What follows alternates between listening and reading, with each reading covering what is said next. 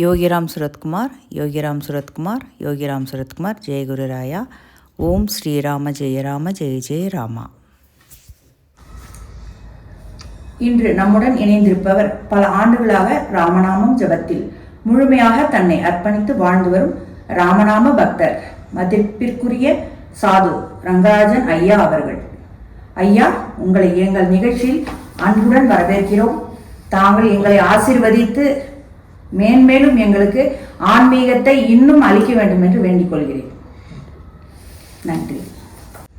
ஐயா, உங்கள் வாழ்க்கையில் ராமநாமம் முதலாக எப்போது நுழைந்தது? அந்த முதல் தருணம் எப்படி இருந்தது? யோகிராம் சுரத்குமார் யோகிராம் சுரத்குமார் யோகிராம் சுரத்குமார். ஜெய குருராயா.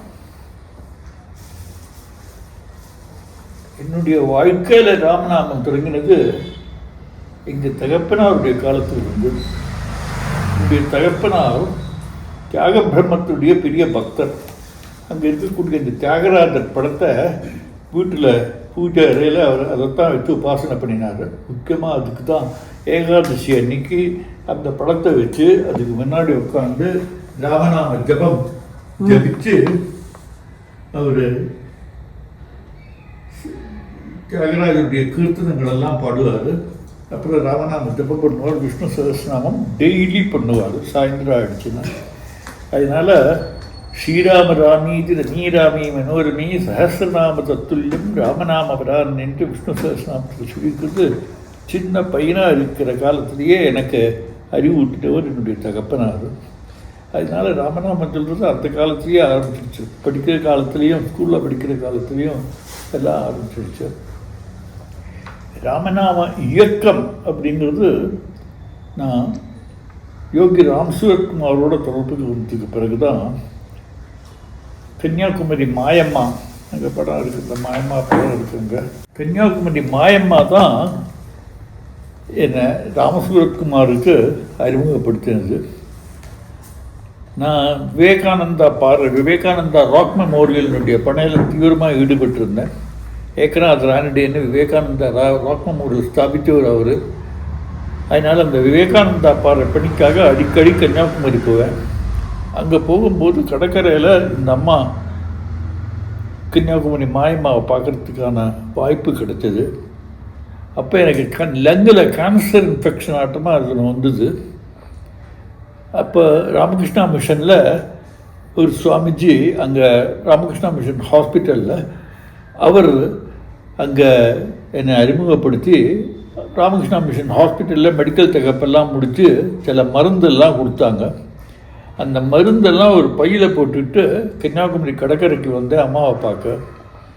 அம்மா எதுவுமே பேசலை. கொஞ்ச நாள் பார்த்துக்கிட்டே இருந்தார். திடீர்னு என்னுடைய பையை பிடிங்கின அந்த மாதிரி சின்ன ஜோல்னா பேக், அந்த பேக் தான் வச்சுட்டு இருந்தேன். அது என் கையிலேருந்து பிடுங்கி அதுக்குள்ளே இருந்த மருந்தை எல்லாம் எடுத்துட்டு விழுந்து போய் கடலில் வீசி எரிஞ்சிட்டாங்க. எனக்கு ஒரே ஷாக்காக போச்சு. என்ன இந்த மாதிரி அம்மா பண்ணுறாங்கன்னா, அவங்க பெரிய மகா சித்த யோகினி, காரியம் எல்லாம் சமாச்சாரம் இல்லாமல் செய்ய மாட்டாங்கன்னு நானும் பேசாமல் இருந்துட்டேன்.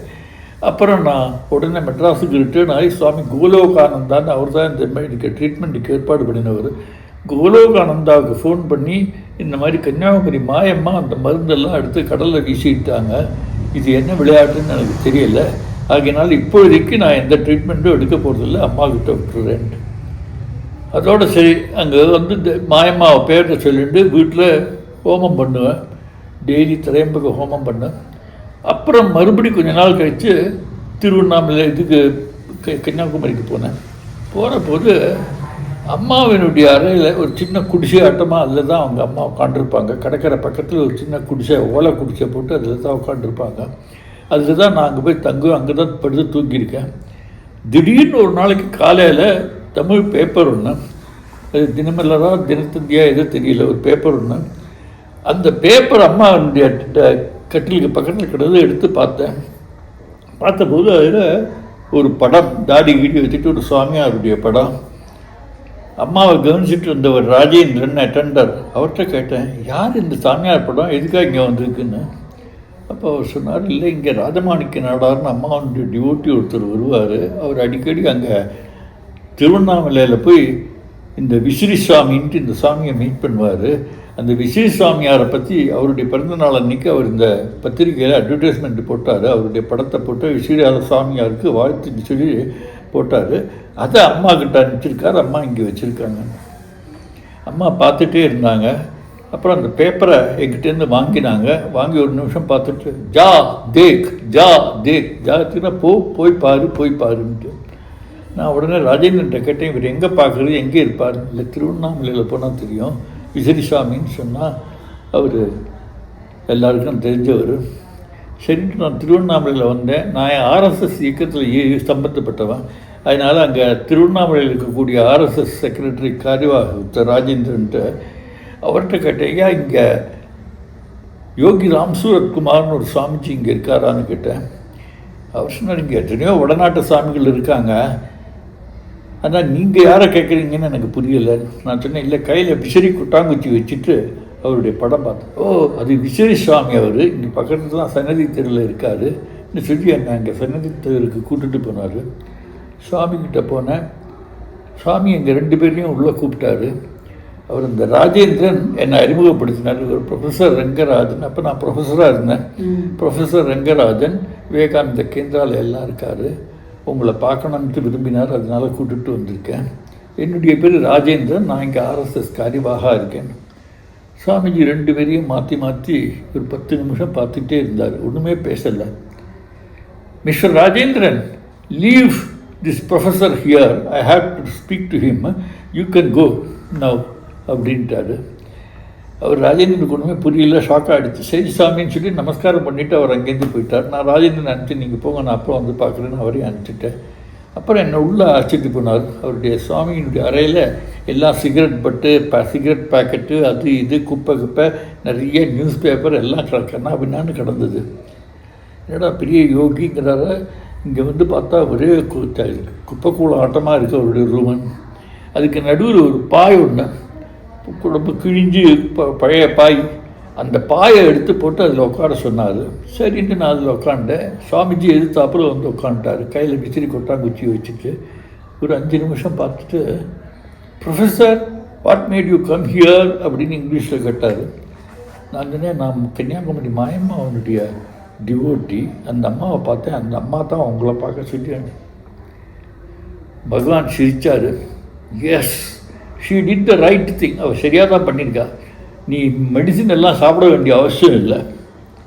அவர் எப்படி திருவண்ணாமலை இருக்கிற சுவாமிக்கு அங்கே கன்னியாகுமரியில் நடந்தது தெரிஞ்சிருக்கு. நீ மெடிசின் சாப்பிட வேண்டியதில்லை, எல்லாம் அம்மா பார்த்துப்பாங்க. நான் விழுந்து சாஷ்டாங்க நமஸ்காரம் பண்ணினேன். எப்படி உங்களுக்கு இதெல்லாம் தெரிகிறது? கன்னியாகுமரியில் என்ன நடந்ததுங்கிறது வேறு யாருக்கும் தெரியாது. எனக்கு அம்மாவுக்கும் மட்டும் தெரிஞ்சது. அங்கே இருக்கிற டாக்டருக்கு தெரியும். உங்களுக்கு எல்லாம் உட்காந்து அப்புறம் மெதுவாக கேட்டார். என்னுடைய பாஸ்ட்டை பற்றி கேட்டார். என்னுடைய ராஷ்ட்ரிய சுயம்சேவக் சங்கத்தில் குருஜி கோல்வால்கர்ன்ட்டு அவர் தான் சர்சங்க தாலக்காக இருந்தார்.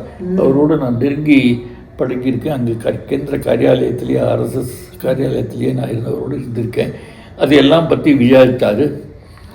அப்புறம் என்னுடைய சிக்ஷா குரு சுவாமி சின்மயானந்தா, அவர்கிட்ட தான் எனக்கு ட்ரைனிங் எல்லாம் ஆச்சு. அவரை பற்றியும் நான் கேட்டு தெரிஞ்சுட்டார். சின்மயானந்தாவோட நான் இருந்த காலத்தில் அவருக்கு நான் சொன்ன சின்மயா மிஷனுடைய செக்ரட்டரியாக இருந்தேன். நான் கீதா ஞான யஜ்ஞாலாம் ஆர்கனைஸ் பண்ணேன் அவருக்காக, சாமிக்காக. அதெல்லாம் கேட்டார்.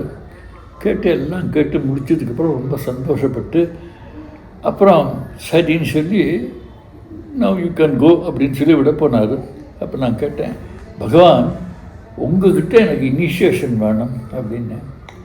உடனே பகவான் சிரிச்சுட்டு, you have got great blessings from Guruji Golwalkar and Swami Chinmayananda, what can this beggar give you, that is appreciate அப்படின்னாரு. We can see some other time அப்படின்னாரு. சரின்ட்டு நான் கிளம்பிட்டேன்.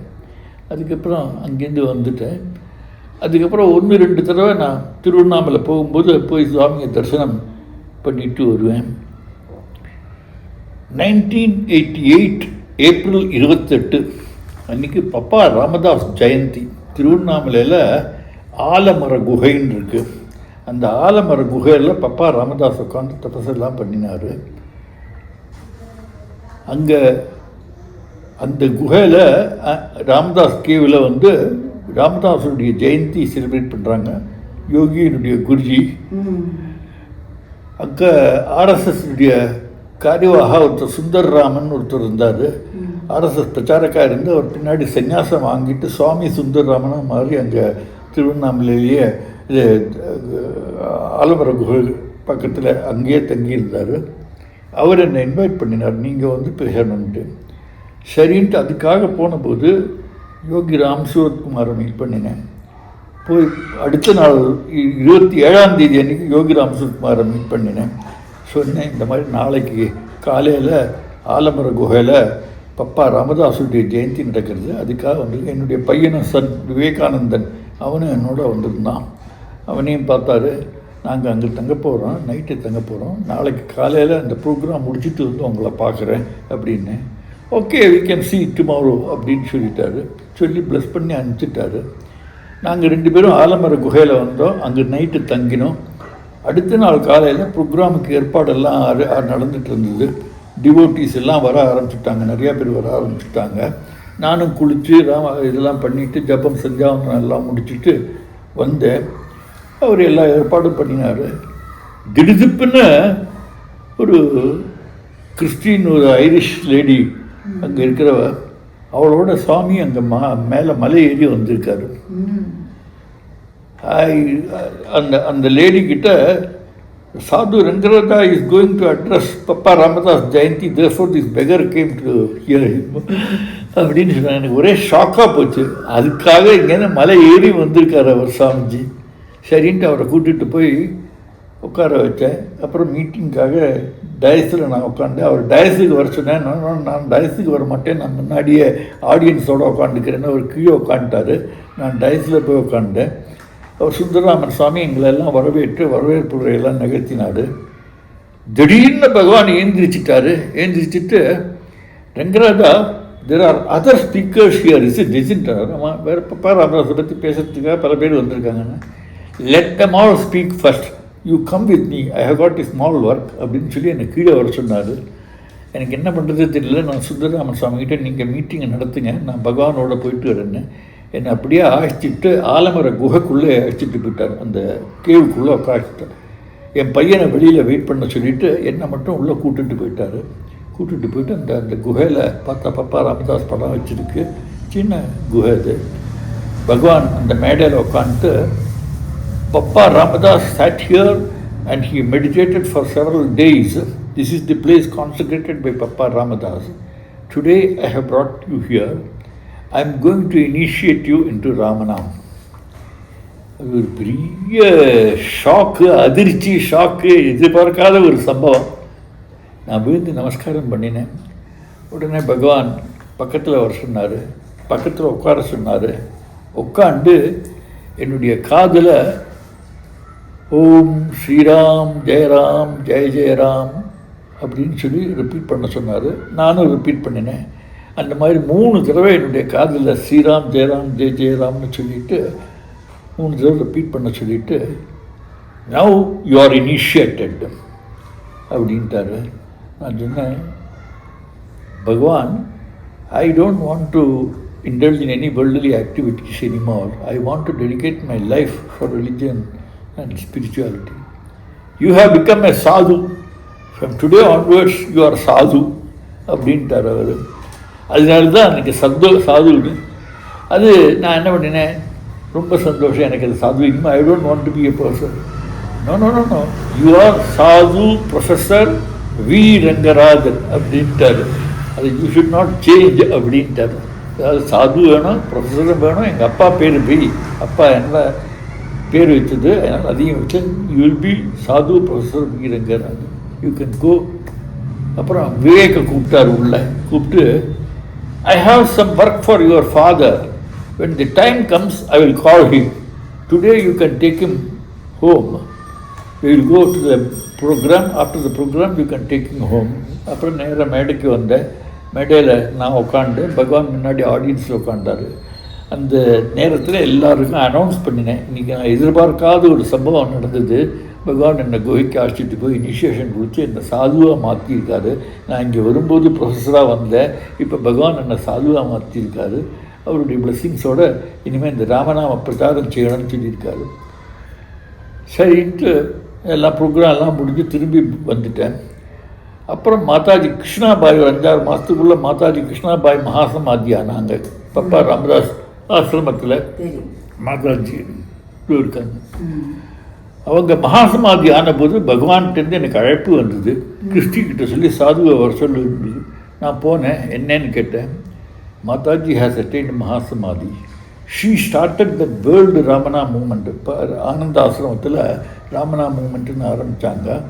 15,500 crores ராமநாம் ஜப்பம் பண்ணணுன்ட்டு அவங்க பிளான் பண்ணினாங்க. அவங்க 2,500 crores தான் அந்த நேரத்தில் முடிஞ்சிருது. So many crores she has to complete for their yajna. Now you have to take up that work because ஏன்னா பகவான் தெரியும் நான் சவுத் ஆஃப்ரிக்கா, மாரிஷஸ், கென்யா எல்லாம் போயிட்டு இருக்கேன்ட்டு. You are going abroad. Therefore, you can spread Ramanam all over the world. You start the world Ramanam movement intaru. சரி, இந்த world ராம்னா மூமெண்ட்டுன்னு announce பண்ணி சவுத் ஆஃப்ரிக்கா, மாரிஷஸ்ஸு, கென்யா எல்லா இடத்துலையும் பிரான்ச் செட்டப் பண்ணி அந்த வேர்ல்டு ராமனா மூமெண்ட்டை ஆரம்பித்தோம். அது ரொம்ப சிறப்பாக நடந்தது. அதனால் உலகம் பூராவும் இந்த ராமநாம பிரச்சாரத்துக்காக நான் இறங்கினேன். This was the work of Bhagavan. Bhagavan initiate பண்ணி விட்டார். அதுக்கப்புறம் பகவான் சொல்லுவார், you concentrate only on this Ramnam work, don't divert your attention. அதனால் அதுலேயே கான்சன்ட்ரேட் பண்ணிகிட்டு இருந்தேன்.